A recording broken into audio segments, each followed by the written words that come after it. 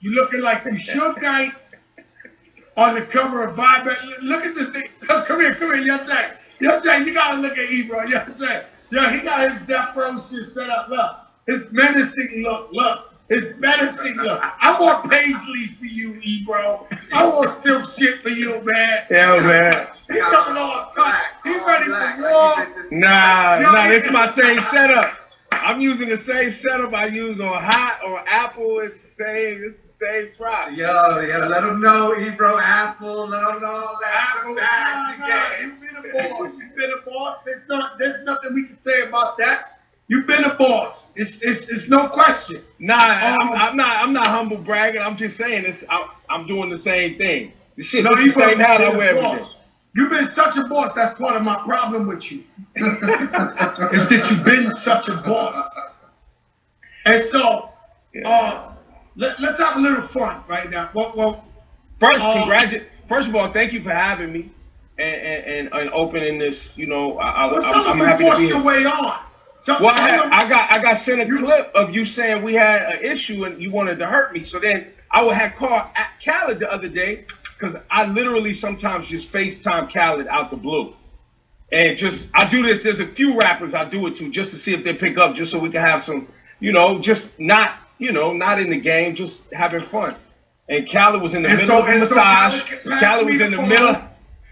He was first. Let's just talk about it, just so everybody knows. The Khaled y'all know and see all the time, don't think he's doing that for the gram. That's Khaled. Yo, Ebro, you call him out of the blue, and he got a lady standing on his back, massaging him. I'm like, yo, Ebro, she got her foot in his ass right now. Yo, straight up, like, yo, this is amazing. Yeah, and all I called to ask him was, and real talk, I didn't know y'all was there. I called to ask him because I check on Khaled on the love, because Khaled comes from where the radio guys come from. You know what I'm saying? A DJ. He comes from us, and we've all rallied. That's how we broke him. And let me tell you a strategy I used for Khaled.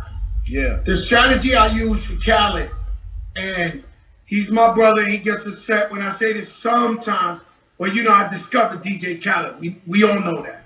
Yeah. And part of the strategy we used for him to blow him up was to individually call damn near every DJ in America and get with them and tell them, look, Khaled is representing y'all. And Khaled's going to open doors for y'all. Yeah. And they supported him and never looked back. And he's never forgot the DJs. And even when Envy was doing the giveaway to the DJs, he was the first to donate $50,000 to the DJs. And so that's how we broke. That was our strategy for DJ Khaled to begin with. That he comes from radio like you. Yeah. He's really like you. And somebody like him or Ludacris blew up before him. Yeah. At a radio. And we just have fun. And I just hit him. I hit him like, yo, Khaled, real talk.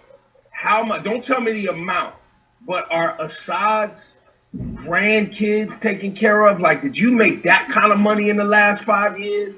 Because it's, we did an interview. Remember when Khaled was reworking his deal and he went independent in that album? We had done that interview and it went crazy with the congratulations, you played yourself, and he had his red jacket on and that video. No, that interview was one of your most legendary interviews. That's when Khaled went bad. Yeah. No, he went bad on that interview. Always, every single day on Instagram, I see a different clip from that interview. Yeah. Every but day. I just wanted to know, like, I get happy when I see cats, really living. So I just called on that type shit. And you just happen to be there. Let me tell you what I could tell you is I don't know his bank account information. Yeah. But I could tell you it doesn't seem like he has any money problems whatsoever. And then he forces me, because I'm not as rich as Khaled. Let's be clear. Right. At all. But he forced, if we go to a restaurant, it's $2,000 dinner. For no reason, me and you could go for $200-300 in that same spot. Yeah. But because I'm treating him as Khaled, it's 7 lobsters, 6 steaks. I don't know what the fuck. We can't even eat this shit. Sometimes we eat it, and I'm like, I got a front for this guy. Like, I can't.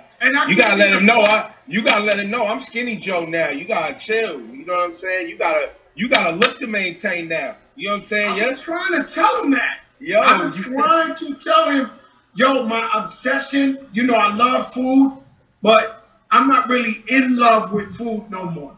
Right. So like, I eat what I like to eat. I work out every day, and I try my best to, you know, Khaled still love food. He still, yo, let's talk. Bring the food out. Yesterday, Steve Stout came up in his house. I don't know how the hell he got past the COVID people, right? Because Khaled got a team. They test everybody walking his house. Yeah. Right? And even if you test great, he still got a problem with you. You got to stand far from him. Yeah. And so Steve Stout made it in there. It was Thanksgiving again.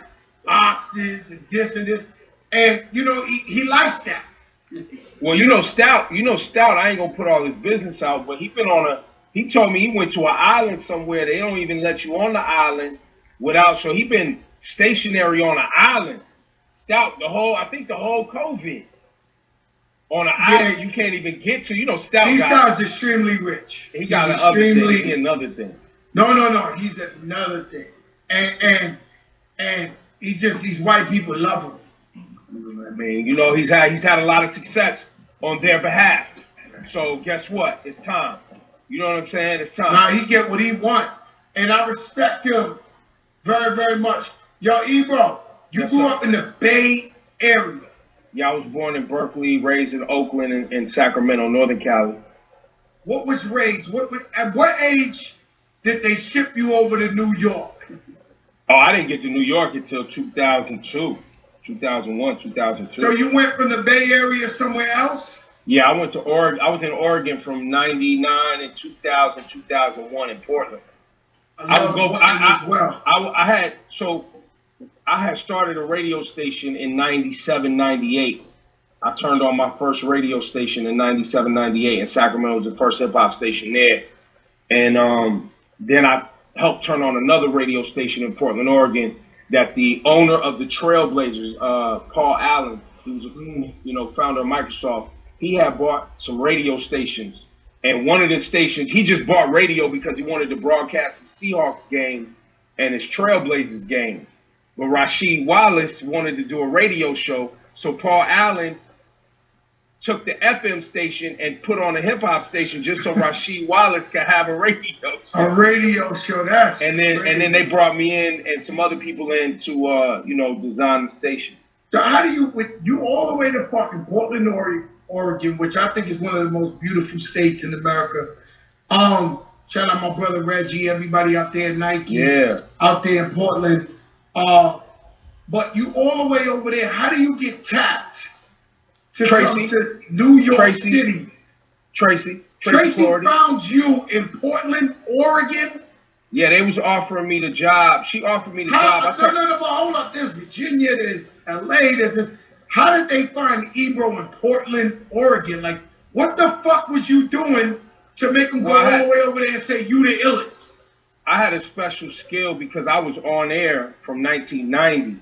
So I was DJing and cracking the mic and programming radio. You know what I'm saying? So I was doing several disciplines in the game in the 90s, and then had managed my own staff and knew how to manage staff and program. And she her and Judy Ellis, who else? Tracy Clardy, Judy Ellis, Steve Smith. They was all on board, to bring me over. And I wasn't all the way into it. What's that like for you? I mean, similar. The Bay Area, similar to New York. But what's that like? You come to New York. At that time, it's home of hip hop. It's the #1 radio station in America.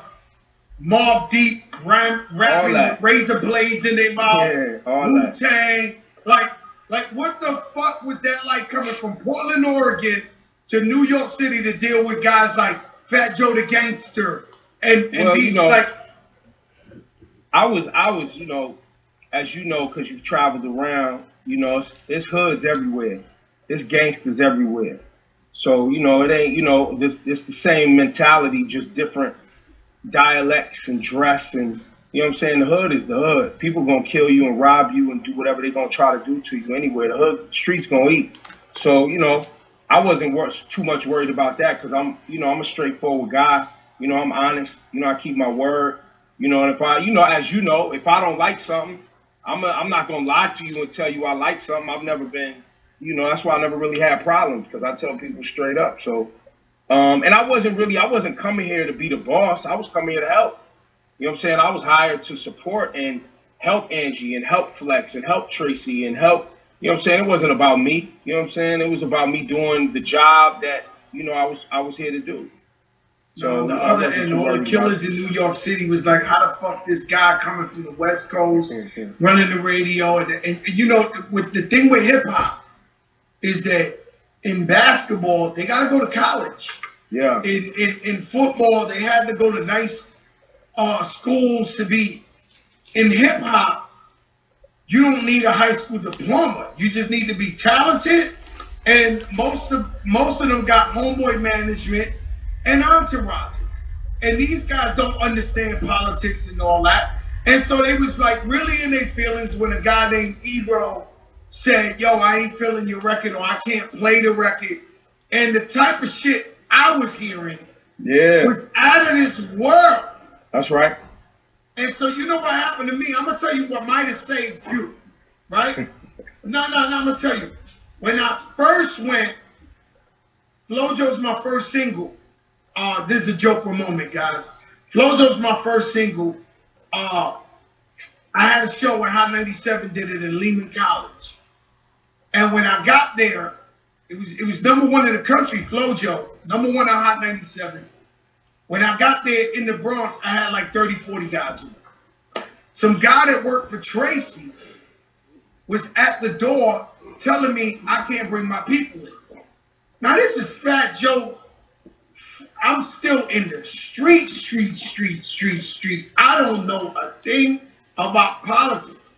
Long story short, I body slammed him and walked inside. Rappers who are watching, this is mistake 101 for a lifetime, right? I don't know politics enough.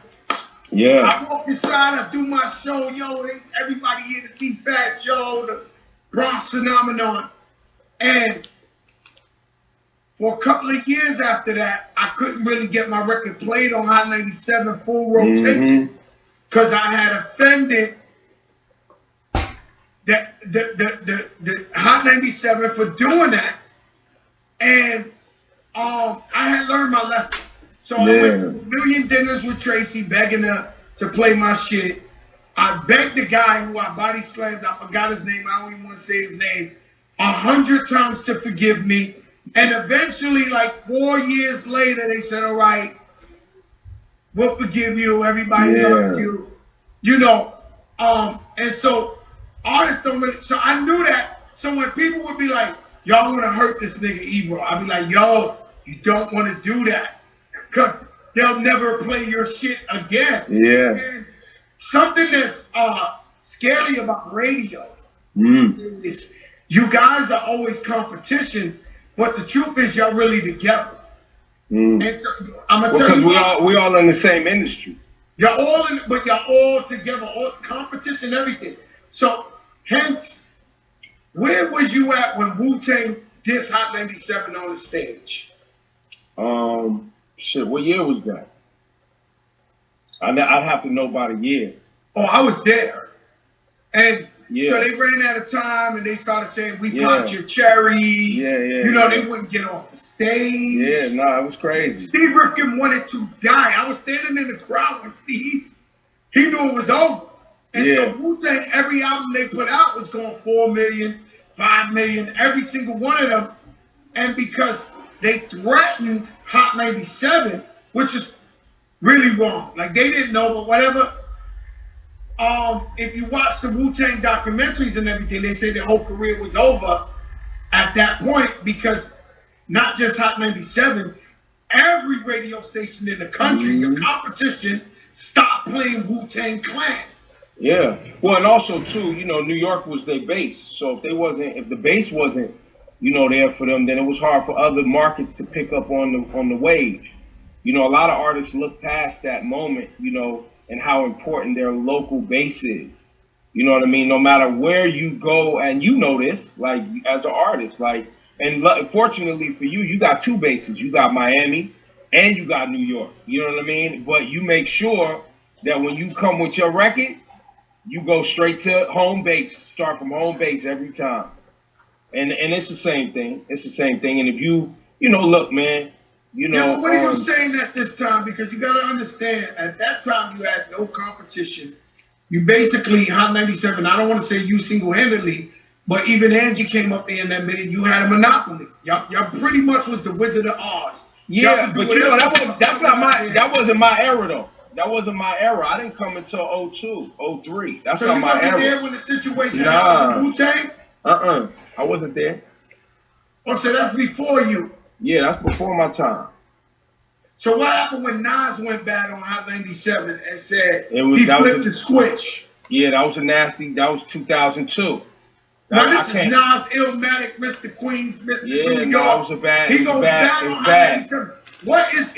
What is Ebro saying behind the scenes at that time? Well, I was in the process of being hired, so that's summer 2002. So you still wasn't there for the Nas shit either?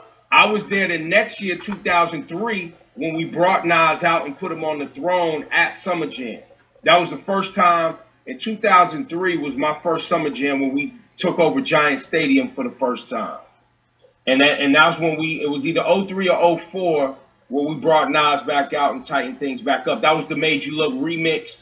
Remember when we shot the videos, the Hot 97 Made You Look remix video? We was ironing things up and fixing it up. Because, truth is, I think, when he went down the block, I think it was on, who was he on the air with? I don't remember, but, that hurt. It hurt. It hurt. You know what I'm saying? That was the major. Yeah, but that's competition. That was a dark day in New York City, huh? It hurts. It hurts, but you don't put the greats to sleep that easy. So we still here, and all the people, a lot of the people, whether it's Angie, whether it's Flex, Enough, Camilo, a lot of people that are great at their craft are still here, and that brand is still here. As much as people have tried to put Hot 97 to sleep, how many different times? You know what I'm saying? We still having this conversation today. Everybody in the world know what that logo is. You know what I'm saying? It's a heritage station. Yes, and even deeper than that, I think it focuses on New York and the local community as much as possible.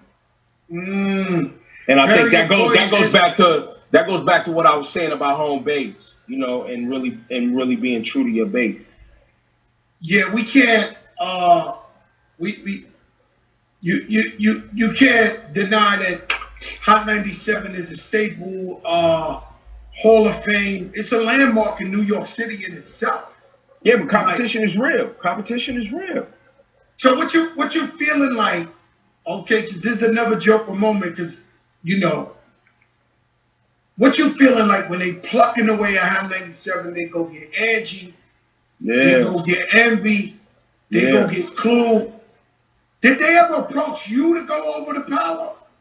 Well, long before I got here, I know a lot of people over there. So I had made it known in the industry that I would never work for. Well, at the time it was Clear Channel. But it was kind of known that I wasn't interested in that working for that company. So you was never approached like, yo, Ebro, we got a slot for you over here. There was conversations that happened, would you be interested, and when your contract is up, blah, blah, blah. But, I made it clear that's not for me. I'm not interested in that. Well, down here in Miami, I was approached with $1 million for Khaled to leave 99 Jams. Yeah, I heard. He didn't take it. Because, and I'm sure he explained to you why. Because it's the long game. You know what I'm saying? It's about being, it's not, money's not the motivation for everybody. You know what I mean? Sometimes it's about joy and happiness and being a part of legacy and being a part of culture. And that'll lead, when you're look, it's cliche. When they say you having fun, you know what I'm saying? When you're having fun doing what you love, you're never really working for the rest of your life and all that. That's real shit in this game. You know what I'm saying? And when you work at a place that believes in you, you know what I mean? And what you represent and gives you the room to do that, You know, you don't want to give up that space to just go chase a bag. Some And people so- do though. I wasn't interested. How do they allow you to do Hot 97 and Apple Beats? Well, I'm technically I'm an executive over at Apple, so I'm the global head of hip hop and R&B. I'm also I'm talent over there too, and I also do the morning I show. always say at Ebro got butt naked pictures of everybody. Yeah, I don't know how you can cut the president and everything, but yeah, Ebro. So how do you get? Oh shit, Hot 97 is in the Yeah, what's up, notes. team? All we need is power in the notes. We need them to battle on the fucking comments. Yo, man, And, you want to see it? You want to see it? Nah, you know when you come up on here, cause all right. So how do you get to run Apple Beats? Let me stay on my focus. I'm just overseeing the team that does the hip hop and R&B side, not the whole. I'm not over the whole thing by any far stretch. But I've known the team at Beats Music before it was bought by Apple Music, and then when they wanted to start doing radio, you know, look, I've done radio for a long time, so whether it's on the air or behind the scenes, I can help people, you know, put together programs, manage things, build things, you know, help their team get better. That's what I do that's my real, you know, what I really do. And so it was the same thing. They started, you know, Apple has a free radio station inside the app. So when you go in your app on your phone, you click on radio and you can listen to free radio. So I was just a part of that, me, Zane Lowe, and, you know, other people behind the scenes, you know, shout to the whole team. And so I never programmed a station, but for many years, I don't do it as much. But for many years, I kept my ears to the ground to hear whatever the new artist was. Like I knew 50 Cent before he blew up. Mm-hmm. I knew everybody before. I was one of those that always knew who the next one. Who's the next one? Who's the next artist right now? I mean, look, you know, in New York, man, I mean, that kid CJ got a thing. That Wu Tang record, yo, listen. He been on the show? Listen, that guy got a thing. I heard he's that Wu Tang, and he seems well grounded. Yeah, I mean, you know, and I think, you know, the team behind him, you know, people we know, you know what I'm saying? Like that could actually, you know, navigate him. It's not just, you know, the homeboy network. It's people with real, you know, just shout to James Cruz. You know, he's been in the game a long time. So I think they can help the boy grow and navigate. Legend in the game. Shout out to Nori. Zane Lowe got him thrown out of Apple Music. Is this a fact? Oh, I never heard of that. When did that happen, Nori? He says he's banned from Apple Music because of Zane Lowe. Get the fuck out. He lying. Fuck up. I'm telling you, your man. Yo, Nori comes on here and harasses my guests. Yeah, I know, because I owe Nori a visit, and Nori been asking me, but we just never linked up. So he probably in here trying to stir up shit because I owe him a visit. Yeah, because you know what I say to Nori, when I say to my guests who say that, I say when you on here, it's like you on Drink Champs. Nori and Fat Joe are one. Y'all got beef. Y'all got beef. That's no, y'all we ain't shit. got no beef. Y'all got platform beef. Y'all, you know what I mean? No, we don't. I sit here and I watch Drink Champs all night. This is my brother. I love him. Of course, I love him to death. I don't care. I'm rich. He in your comments. I ain't got no problems with him. I'm good. Nori in your comments trying to fuck up your shit right now. You better. No, he fucking with you. Oh, nah, he ain't talking. And he want to play you in handball. Yo, let me ask you something. Hold on. Y'all listen, yo, Ebro. Yeah. I got a bike. I ride a bike. But you definitely wear the tights and the helmet. Yeah, I go hard. I go hard. Yo, you catch me on that cycle, I have the spandex on, the helmet. What the fuck? You got the helmet and everything. Hey, we be hitting 60 miles at 20 miles an hour. If you was doing that shit too, you would have the right gear on. Nah, you ain't hanging with me, bro. I got an e-bike. I go hard. Nah, bro. This ain't that.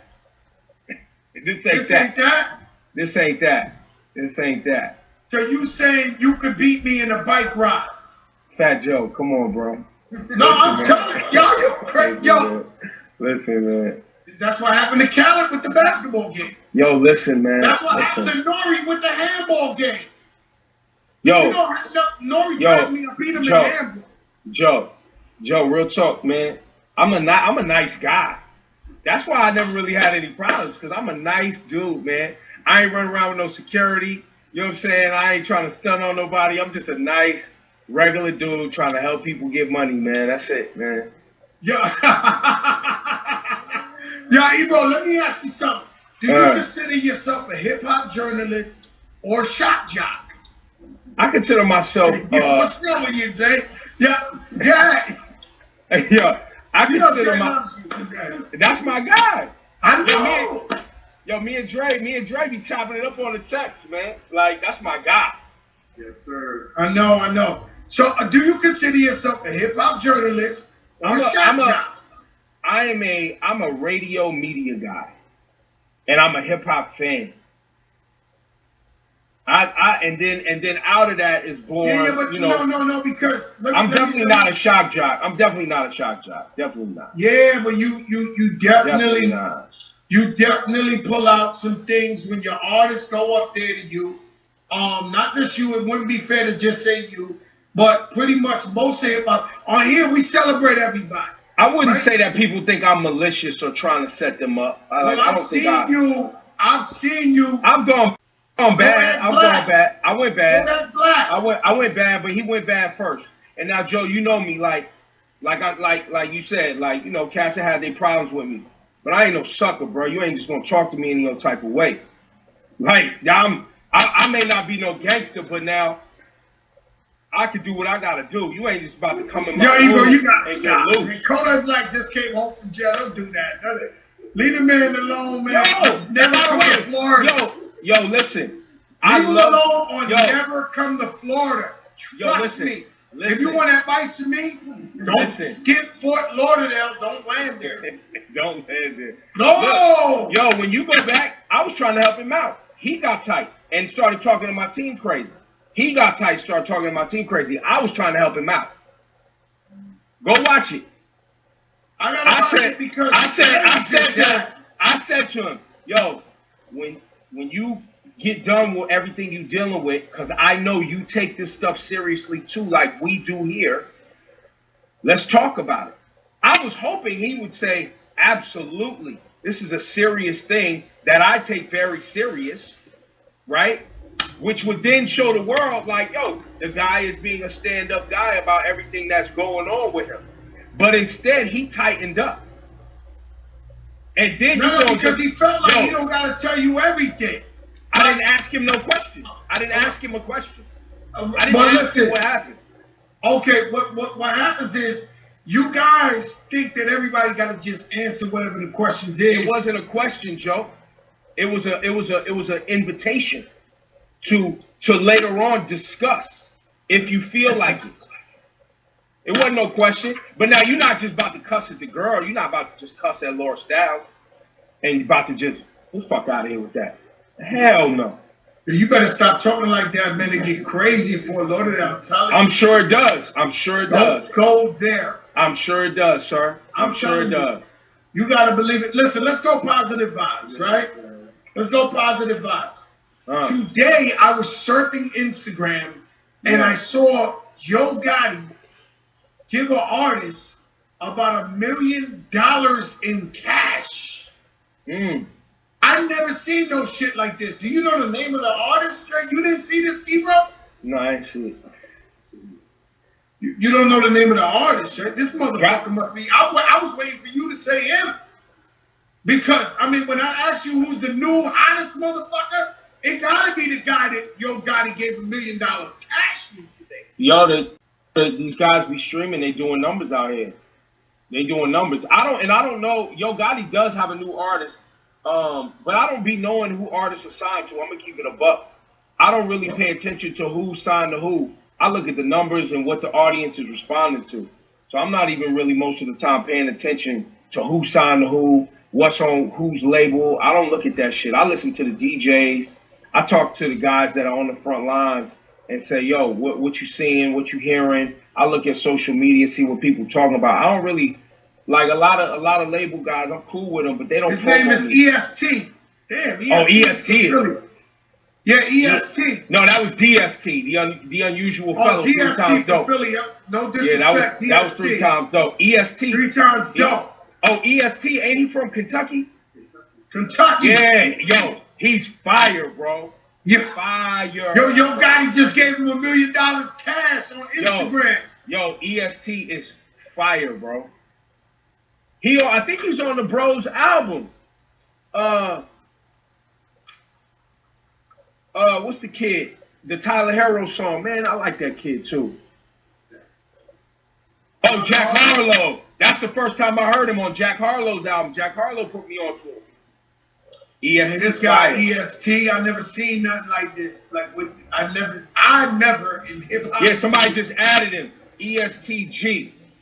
Yeah, I never seen nothing like that in my life. Yo, guy. Listen, that guy's fire. That guy gotta be the best. Yo, I'm telling you, I seen it with my own eyes. Yo, Gotti gave him that.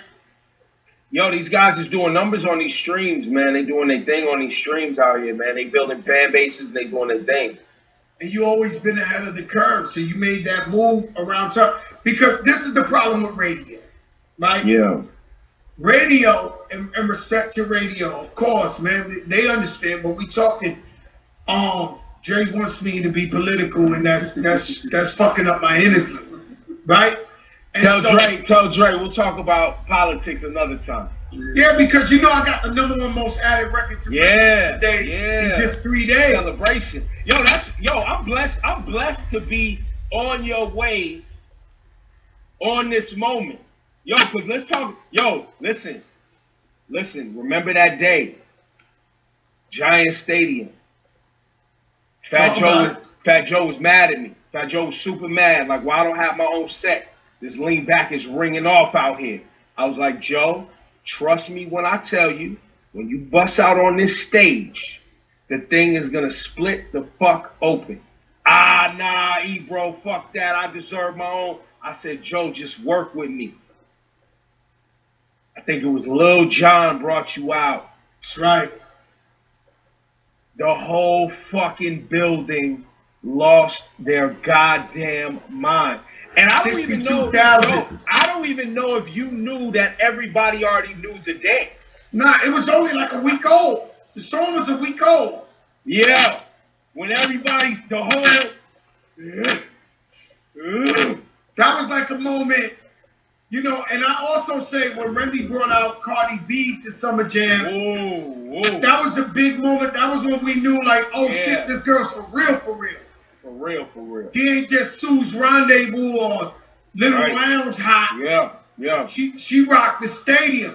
And so that night was big for me because I remember looking back and I seen Kanye West peeking out the back. Like, he had a shock face. Like, oh. Because you know what else happened that year? That was the year that first beats, the first verses in history took place. That was the Swizz Beatz Kanye battle. Y'all could Google it. People took video from the stands. Swizz Beatz and Kanye West battling.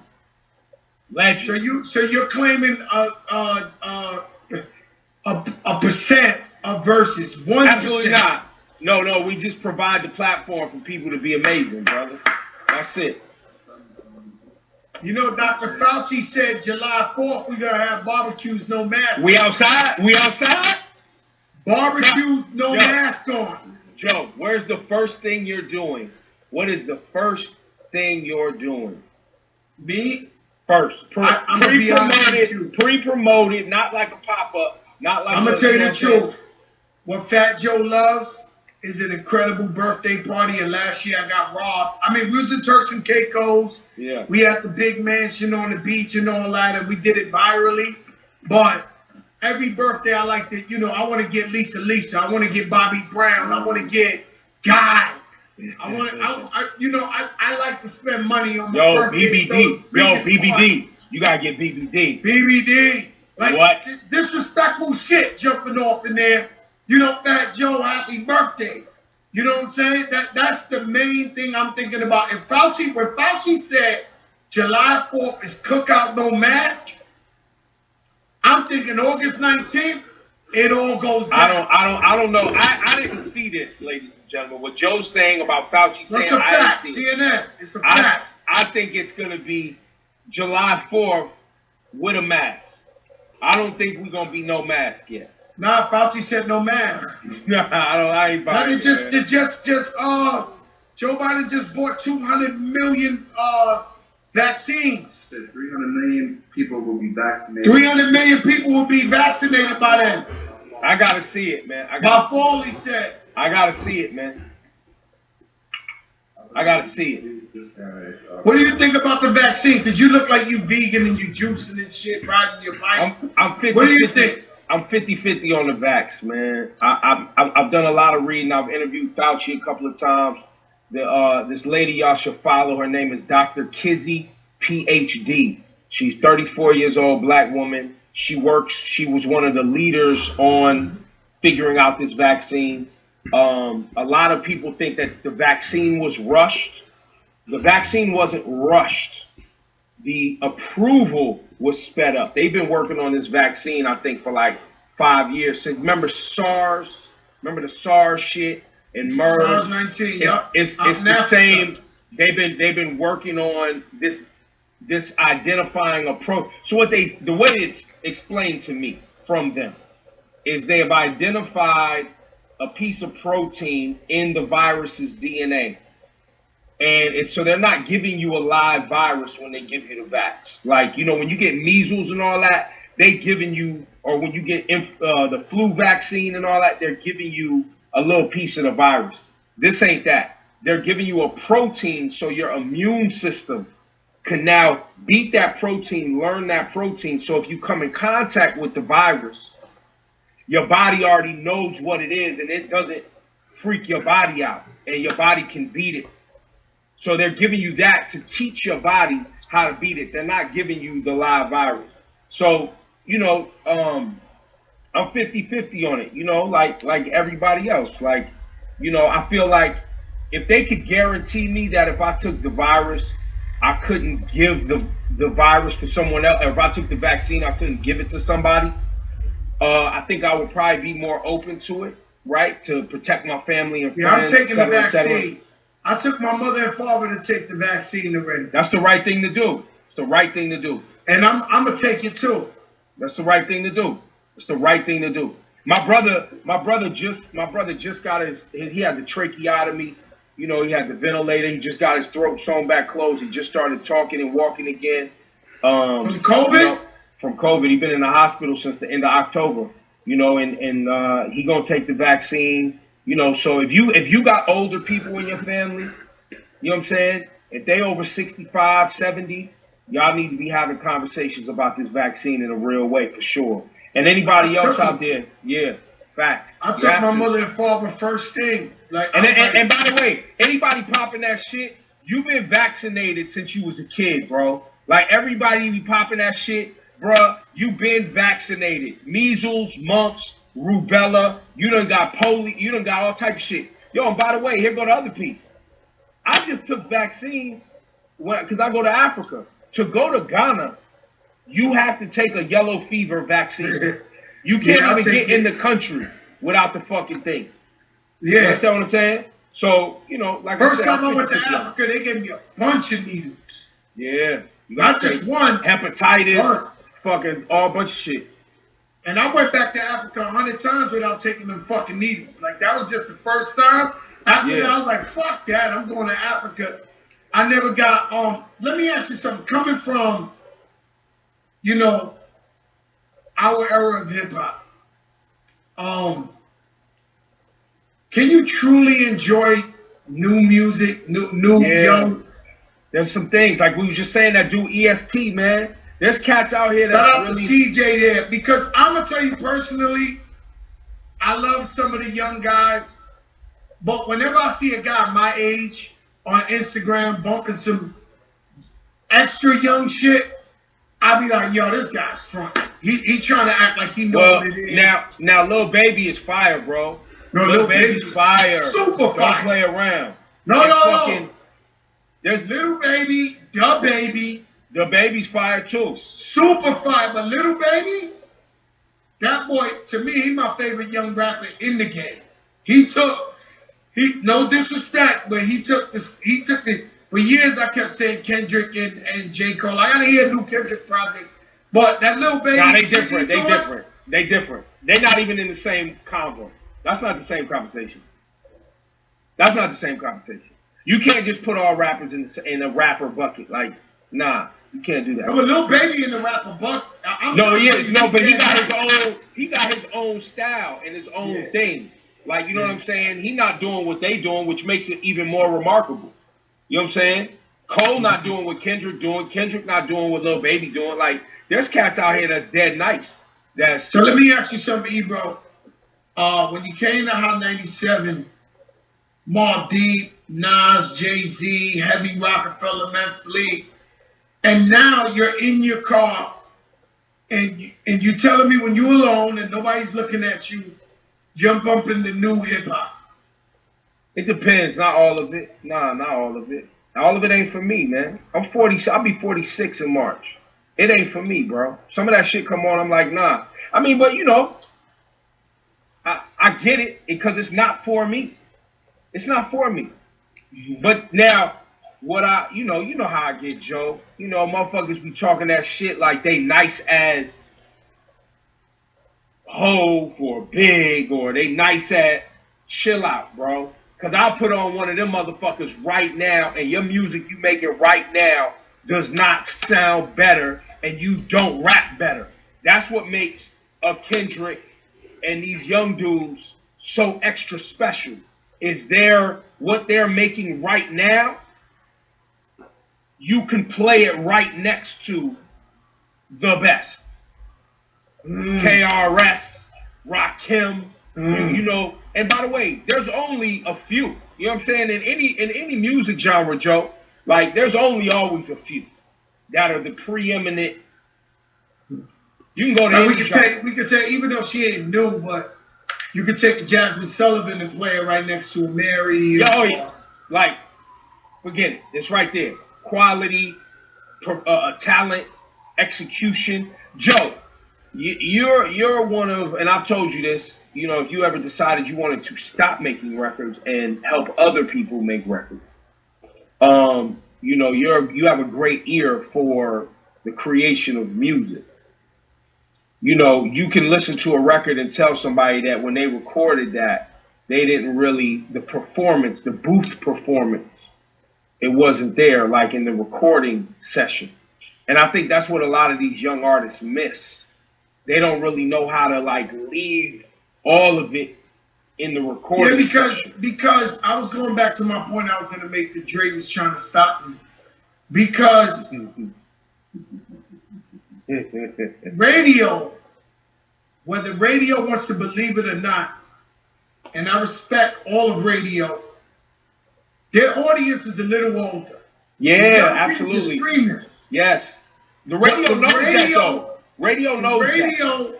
Radio PBs sometimes think they're A&Rs, right? And so they're trying to grab that young audience so bad and don't realize that the last thing my daughter, 14 years old, is doing is turning on the radio. Fact. She's streaming all day on her phone. Fact. Right?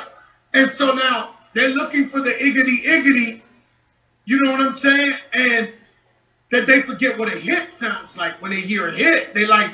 Yo, one of my biggest pet peeves is radio niggas that want to tell artists what they should have done to make the song. Like, I hate that shit. And I hate when artists say, I made a song for the radio. I hate that shit. Make a song for the people. Radio's you know the song I hate the most, and Dre's here. The song I hate the most that I did, and it went #1 in America, Hot 100 #1 was Get It Poppin'. Because we sold out. We made that record for the radio. Like, no, we really sold out. And we were right. It went #1 in America. Yeah. Well, because it was one of those records that it was like, look, as a programmer, records come out and you hear it and you're like, I mean, I get where this goes. Like, it's not, and the other thing is, remember, radio programmers, they're programming so that people don't turn off the radio. which means, think about it, the more I can not jar you while you're listening, meaning it feels familiar. Every time a song comes on, there's familiarity. It's not jarring. It doesn't require you to like think or listen or what is this or, you know what I mean? That's what a programmer's trying to make a flow, a seamless flow, where the radio is just on, you're locked in, and it's not disturbing you. It's getting you from point A to point B on your commute. You know what I mean? It's easy. And that's like the 7 a.m. to 7 p.m. But when the night DJs come on, that's where the risks take place. That's where you try new shit. The weekends is where you try new shit, and you know, or that's why I like that. You know, you have the midnight, the mixtape cats come on at midnight, you know, trying new shit. And that's what that's for, because, you know, if you got the radio on later at night, you're not a 9 to 5er. You know what I'm saying? You got a different type of lifestyle, odds are, if you're up late like that. So you're more inclined to try to hear some shit that you haven't heard before. You got a little bit more patience. Ebro, shout out Just Incredible out of LA. He's on the comments. Ebro, before I let you go, and this has been a very You said who's in the comments? Just Incredible out of LA. Yo, Justin, what's up, baby? I thought you were shouting out Justin LaBoy. Respect, hashtag respectfully. James Cruz is in on here. The whole world, and everybody and their mother's on here who won't comment. You know, the biggest is on here. They watch our show every night. I don't know if you know, because you try to take my show lightly. Like earlier I called you, you was like, yo, what time to come on? I didn't know you had a set time. I didn't know that. I didn't know it had a set time, Joe. You know the big show started at 8 o'clock. This is the biggest fucking show in the game, Ebro. Yeah. Like, listen, 10 and a half months, we done had whoever you named done been on this motherfucker. We done broke so many news. Yes, you have. Yes, absolutely. Well, you haven't told me that yet, Ebro. God, like you've been in media all these years, you haven't said, yo, Joe, not for nothing, this the big show. Joe, not for nothing, this is one of the big shows out here.